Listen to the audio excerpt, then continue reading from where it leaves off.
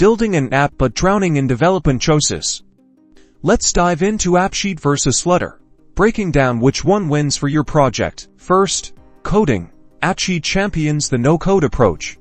Drag and drop, configure, and connect to data sources like Google Sheets or Excel. No coding required. Flutter, on the other hand, demands coding in Dart, but this opens the door to complex customization and deep control over every aspect of your app. Next up, ease of use. AppSheet excels here. If you're comfortable with spreadsheets, you'll pick it up quickly. Great for rapid prototyping and simple apps. Flutter has a steeper learning curve. Expect to invest time understanding Dart, widgets, and the overall framework. Customization. AppSheet offers templates and basic adjustments.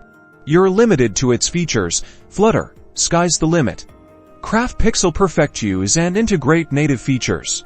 Performance. Both platforms perform well, but Flutter's compiled code gives it a potential edge, especially for graphics-intensive apps. Target audience. AppSheet is perfect for citizen developers and internal tools.